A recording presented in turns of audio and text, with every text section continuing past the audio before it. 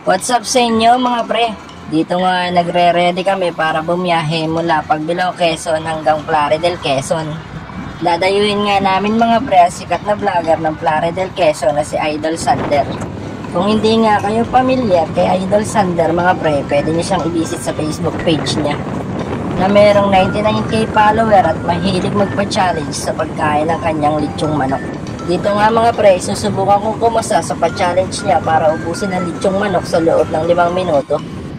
Ito nga muna ang dadaanan ninyo mga pre bago kayo pumasok sa sigsag o sa tinatawag na bitukang manok. Magagandang daan at makikinis na kalsada. Wala kang kaalog-alog ang motor ninyo mga pre pag dito kayo dumaan papuntang sigsag.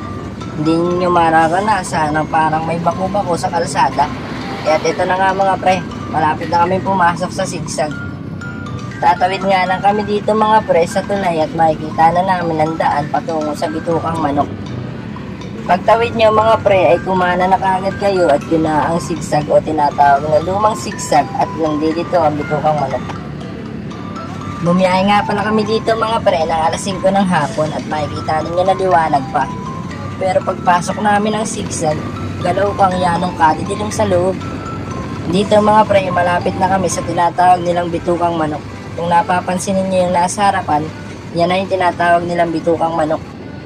Ang sisipag nga ng mga plugman natin dito mga pre, wala nga lang akong pang-itcha ng barya. Pero sure ako pag nanalo ako doon sa challenge na pinapa-challenge ni Idol Sander ay bibigyan ko sila ng tig sa 10 pagbalik namin. What? What the fuck?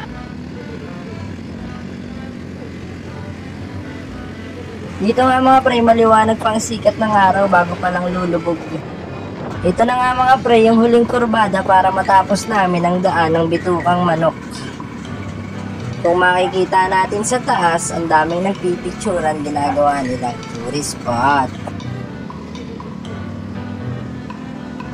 Ito nga pala mga pre, bitukang manok ay sakupan ng Pagbilao, Quezon at hindi Atimuanan, Quezon.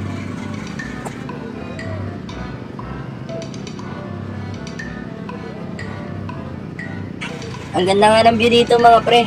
Pag nakikita mo para ka nang nasa langit. Ay hindi pala. Oh my God! Wow! Ang dami ang nakatambay dito mga pre. Mga magtotropa, magkakaibigan, magjojowa, magkakabit, lahat na nandito. Sana all. Ito nga mga pre, sinasabi sa inyo, unti-unti na namin nararanasan ang kadiliman. Kahit sa kabila naman ay maliwanag pa. Palusong na nga kami dito ng sigsag mga pre.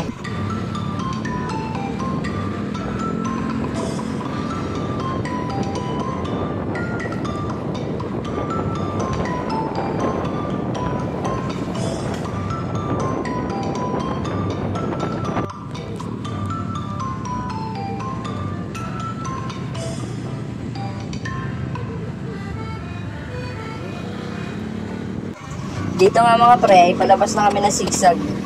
Babiyahin na namin ang Atimuanan, Quezon. Mahaba-habading biyahe mga pre ang Pagbilao hanggang Plaridel, Quezon. Talagang aabutin tayo ng gabi at malakas na ulan. Kung mapapansin nyo nga mga pre sa harapan namin may mga malalaking dadim. Naabutin pa nga tayo dito ng dilim. Nakikita nyo nga mga pre ay medyo madilim na. Kaya si kuya yung aking bayaw ay nagbukas na ng kanyang ilaw. Nandito na nga tayo mga pre sa Jollibee Atimuanan. Konting kembot na lang at malapit na tayo sa Plaridel, Quezon.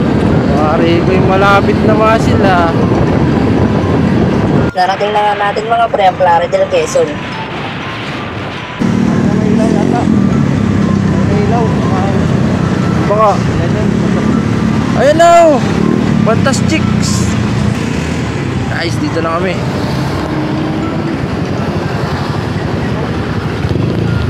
Ayan, kay Idol.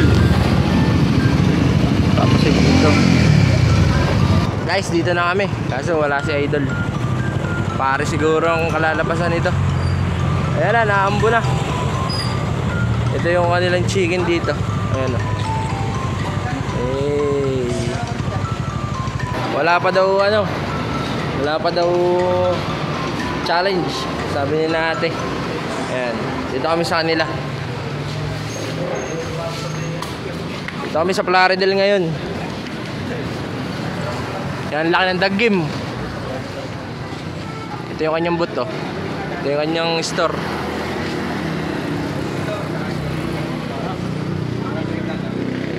$250 yung kanyang lempo, 300 yung kanyang lechong manok dito. Yung palang pinapamigay niyang manok sa mukbang, 300 pala yun. Pero tayo magpapares, maya konti.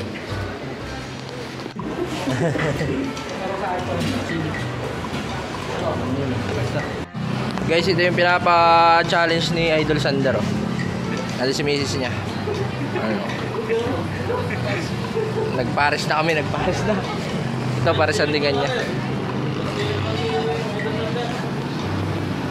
Yan. Madam, magandang gabi.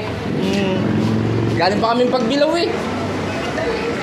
Akala namin ay may challenge. Pero paano po kami pag mag-e-entry? Hindi ko ulit na lang yung ano na yung sanda ng proseso. Sige. Ito pulutan na lang. Sige po. Ayan guys. Yung sa'yo ba, ano? Dadapin mo isa. Guys, binigyan kami sticker ni Idol Sander, oh. Ayan. Okay. Napakaangas! Dito nga mga pre, nakauwi na kami. Hindi ko na na-video yung pag-uwi namin papuntang Pagbilaw.